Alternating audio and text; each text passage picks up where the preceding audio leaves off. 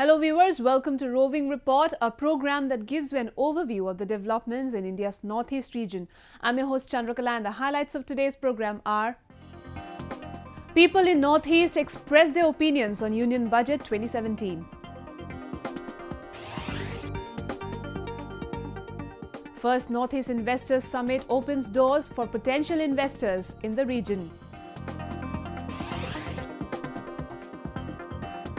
Eminent theatre personality from Manipur honoured with Padma Shri 2017 awards. Bharat Parv Festival 2017 marks the biggest ever celebration of Indian culture and traditions.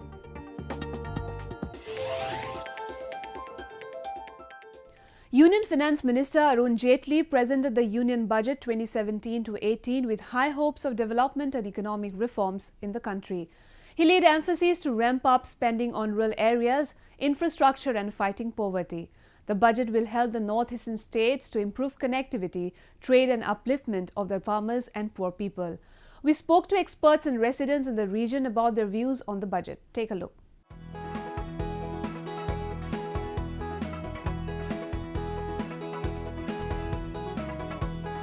Well, it's a path-breaking budget, and for the first time we see in the budget being put everything within the framework, within the structure.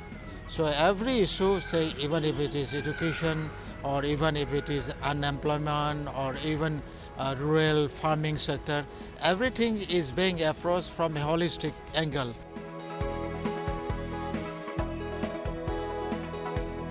मैं इस budget से पूरा संतुष्ट हूँ।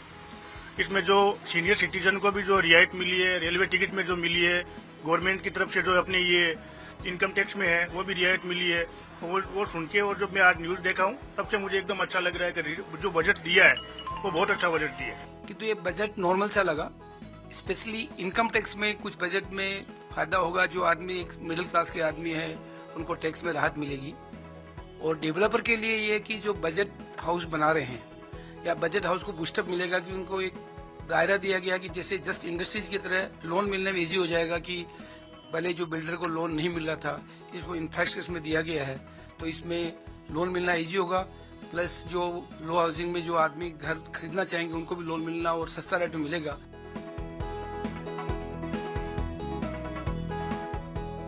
This was a good announcement. There's a lot of money. I'm happy that the finance minister was very eloquent in his presentation of this budget. But usually in the past also finance ministers did do a good job on the budget passing. The problem begins when the actual allocation to states come on. The line departments actually start thinking of their policies. They draw out their policies, their guidelines. That's when the problems and the conflicts with the state start. I hope that with as much enthusiasm and with as much knowledge that was displayed in the parliament today, I hope that that would percolate down to the people in the different states.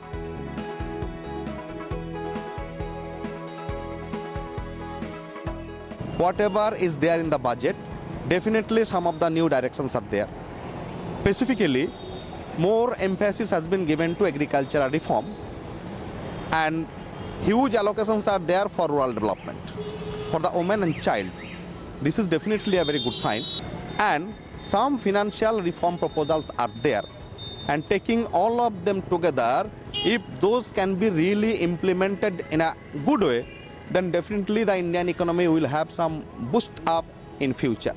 So far as the Northeast is concerned, actually there has been a proposal of setting up 5 tourism tourism zone.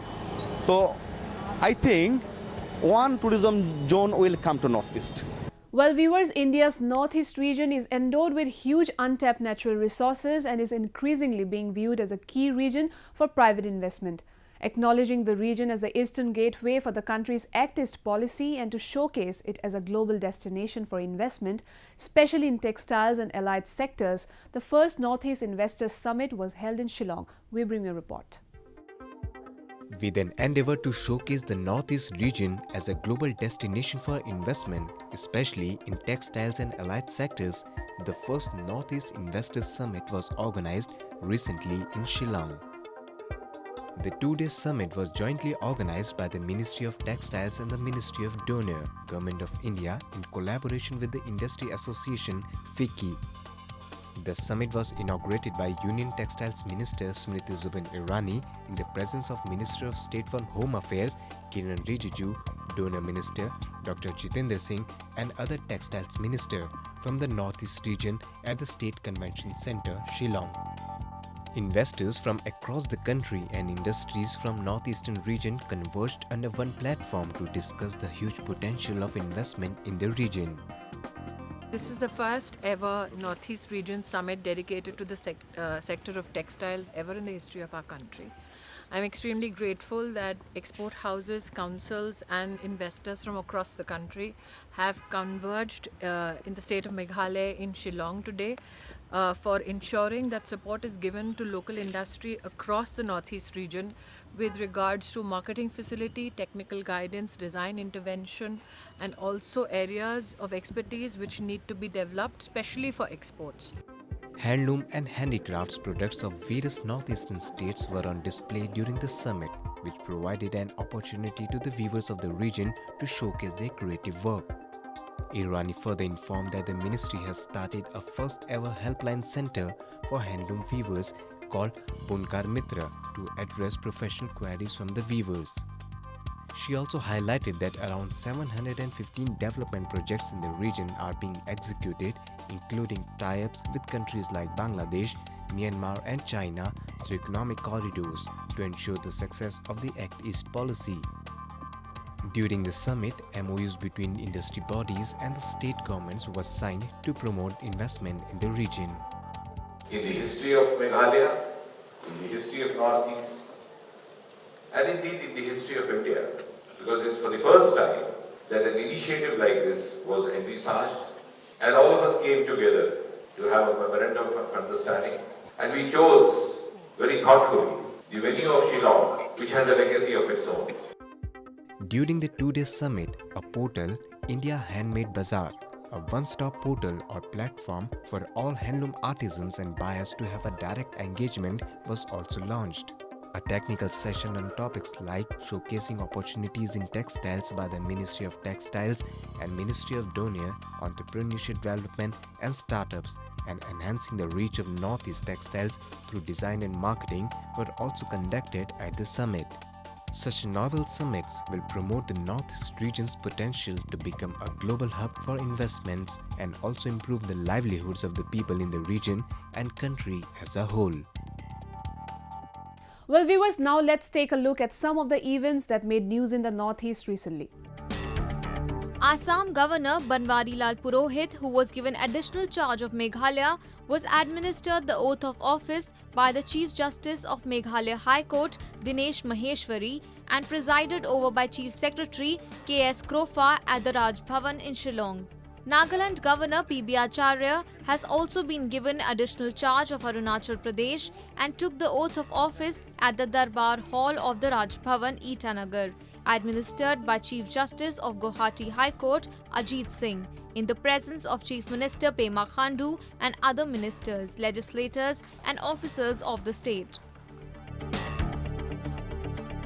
Along with the rest of India, Don Bosco Higher Secondary School in Jorhat recently organized a two-day-long Don Bosco Youth Film Festival of India in its school campus with the theme Celebrate the Spirit of Youth and Nation Building.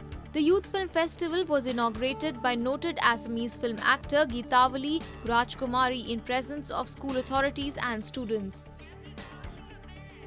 Hundreds of students from various schools of Jorhat attended the film festival. The festival aimed to motivate, inspire, teach, guide and instruct young students through the medium of films. Altogether, 24 short films were screened at the film festival. It is a pleasure and a big honor to be the brand ambassador of the state that has such beautiful people, said Bollywood star John Abraham in his recent visit to Arunachal Pradesh to attend the Arunachal Tourism Award 2017 in Itanagar city at the Indira Gandhi Park. He was the star attraction of the function who hogged the show's limelight. Thousands gathered to witness the biggest ever tourism award and to get a glimpse of the superstar. Inaugurating the event, Governor P.B. Acharya said that tourism not only increases the inflow of visitors, both foreign and domestic, but also has a trickle-down effect on the socio-economic development of the state.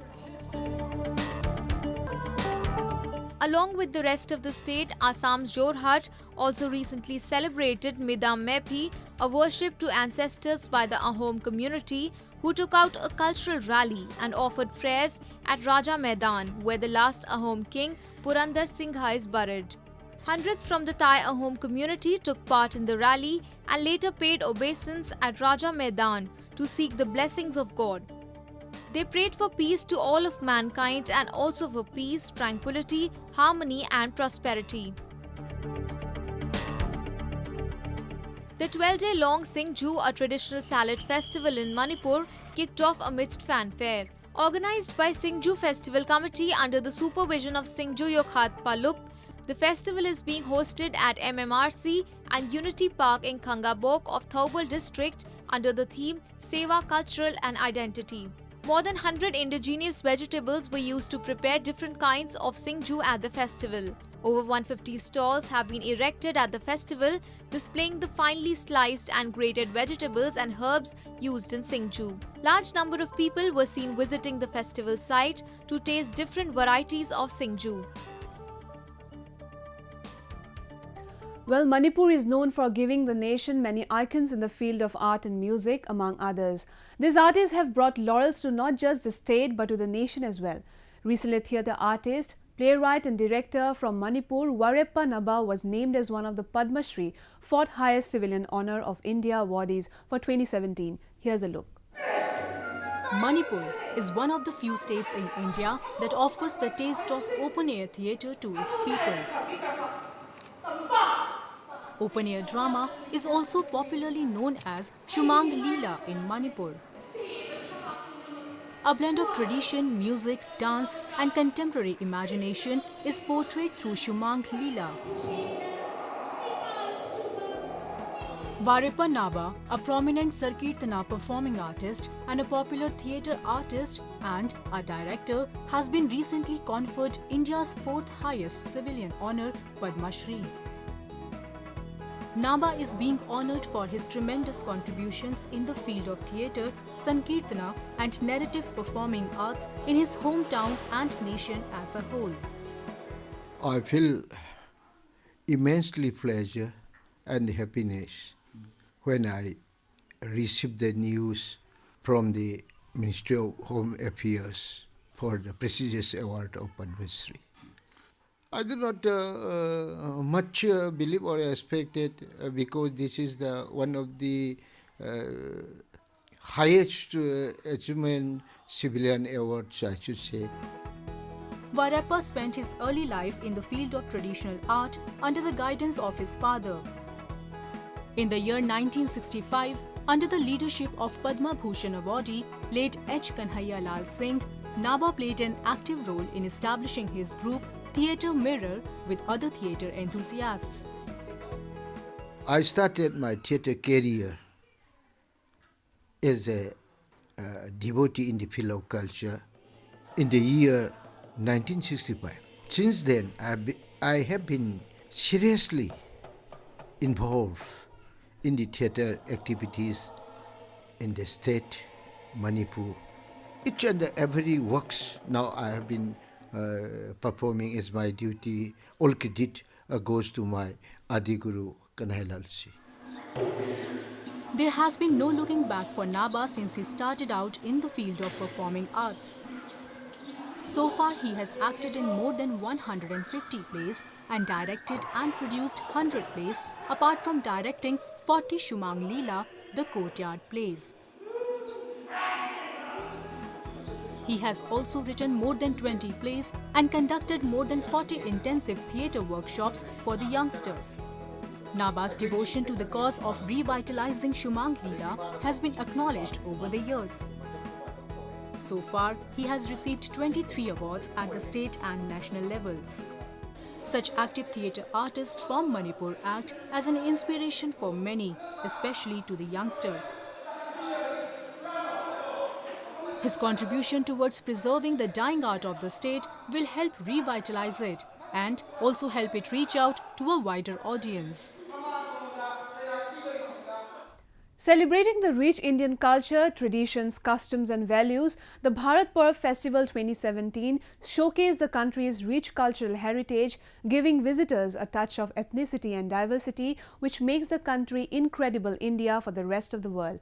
India's northeast region partaking in the festival made the festival worthwhile. We bring a report. India's northeast region, blessed with rich cultural heritage and traditions, stands out beautiful and colourful in each seasonal festival. Blending traditional dance, songs and music with contemporary steps and moves brought alive Delhi's Red Fort, the backdrop of Bharat Parv Festival 2017. The festival was organised by the Ministry of Tourism.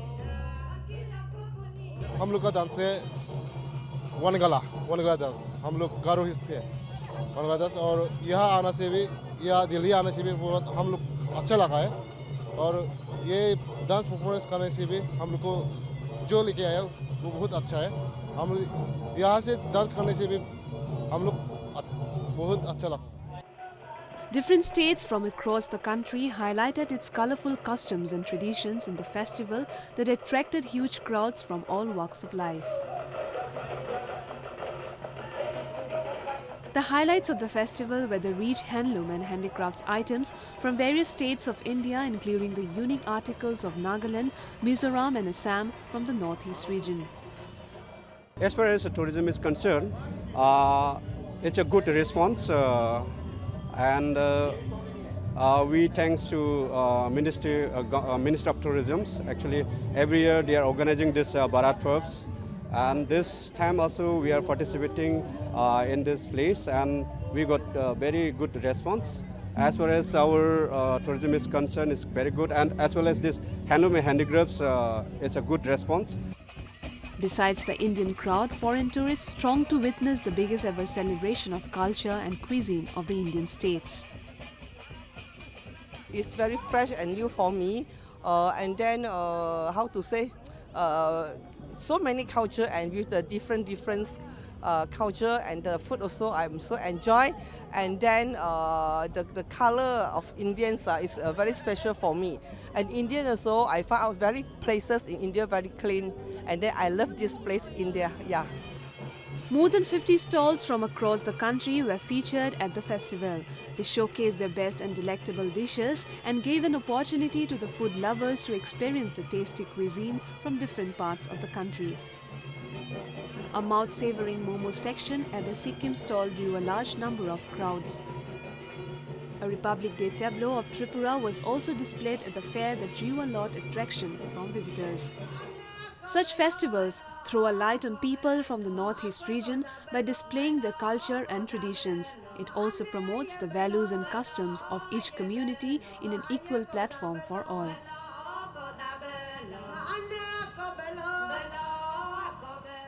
Well, peace and development is a buzzword in the northeast. Let's take a quick look at some development news from the region.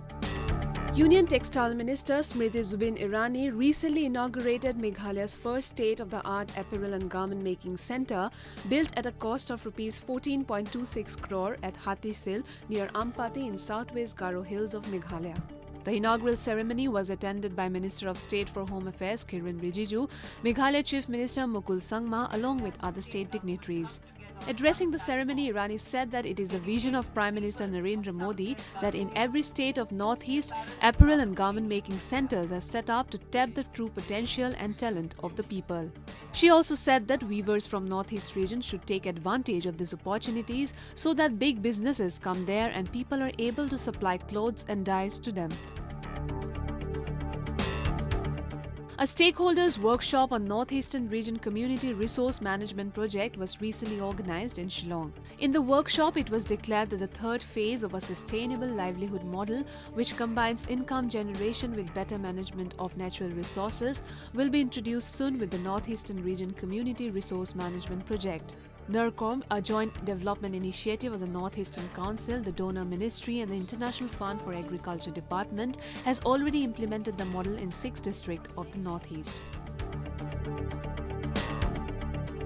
On the occasion of the Golden Jubilee celebration of Press Council of India, a seminar on menace of paid news and remedies was organized in Agartala city in association with Tripura Journalists Association to create awareness among journalists. Governor of Tripura Tathagatha Roy lighted the inaugural lamp in presence of PCI Chairman Justice Chandramouli Kumar Prasad along with other senior members. During the address, all speakers expressed their concern on the growing trend of paid news and viewed that people's trust in the media is most important, and if that is lost, then the credibility of journalists will diminish. A new 44.76-kilometer broad-gauge rail line from Agartala to Temple City, Udaipur was recently inaugurated by Railway Minister Suresh Prabhu through video conference from New Delhi. This is part of the India's government's initiative to connect the last border town of Tripura, Sabroom by rail network after spending Rs 1,200 crore to secure access to the Chittagong International Seaport in Bangladesh. Large number of passengers had gathered to be a part of the inaugural ride, which according to them is historical. Northeast is a priority area for the central government, which proposed to make the region a most developed area. While taking the initiative under Digital India program, the Union Ministry of Electronics and Technology has announced the country's first cashless island, Karang, which is located in the middle of Loktak Lake in Manipur. Loktak is the largest freshwater lake in northeast India. A report. After the demonetization by Prime Minister Narendra Modi in an attempt to bring out hoarded black money, there has been a mixed response from the people across the country. To make it more efficient, beneficial and transparent for the society, Union Ministry of Electronics and Information rolled out Digital and Cashless India mission by facilitating the country's first cashless island. Manipur's Karang Island becomes the first cashless island in the country, following the footsteps of Agodara, a village in Gujarat, which attained the unique status of being India's first digital village in 2015. Till now, we have given the door-to-door digital finance inclusion and awareness program from 9 of this month to 12 of this month, continuously, day and night. National Digital Literacy Mission will be another step which we are going to take up. During that, we are going to train them using this computer and net banking and all. With the initiative of the Common Service Center with the District E-Governance Society for Bishnupur District, the cashless campaign was conducted from January 9 to 12. The campaign was jointly assisted by Karang Island Board Association, which extended help in holding campaigns on cashless transactions and digital society. Located in the middle of Loktak Lake in Manipur, Karang Island has 295 households with a population of 1,859 according to 2011 census. The island is inhabited by Tangka people and is under Tangka Part 1 Kram Panchayat in Bishnupur district. So far, 400 beneficiaries and 16 merchants, including 6 motorboat service providers from Karang Island, have registered for the Digital and Cashless India mission.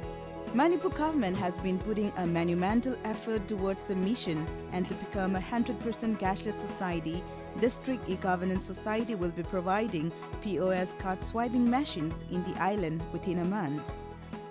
Cashless digital payment lasi yamna maru oina akhoi legadaba gi mawong di akhoi lam koiba lakpa mising haibadi atopa mafam kya dagi akhoi tourist jamai tourist la aga mafam asida akhoi da koina phajari banga sing asi akhoi na leiba jonba amadi. Such a great initiative by the central government will ease and bring hassle-free business for the banking industry as well as for the people. With an aim to bring forth Northeastern literature to the rest of the country and the world, the 3-day-long Brahmaputra Literary Festival was recently held in Assam's Guwahati city. The festival saw the participation of more than 150 authors from across India and abroad. A report.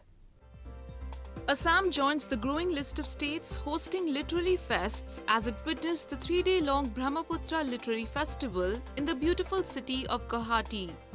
Organized jointly by the National Book Trust and the Government of Assam, the event brought to light the diasporas of literature, arts and languages of Northeast India and was held in the premises of Srimanta Shankar Dev Kalakshetra. the festival focused on the languages, literature, culture, society, traditions and music of the northeastern region. Reading culture is essence of development of human being. Development is not only money. Development is not only physical progress. Your mental progress and your cultural progress, your thought progress depends upon what you read. And therefore, Bharat की सभी भाषाएं बहुत ही प्यारी भाषा है. Students from various colleges and schools of the city took to the streets, holding a cultural procession and carried placards to highlight various social messages. Tableau depicting the historic Assam movement and the great Indian freedom fighter from Assam, Kanaklata Barua, as well as Naam Prasanga by Saint Srimanta Shankardev, was the major highlight of the festival.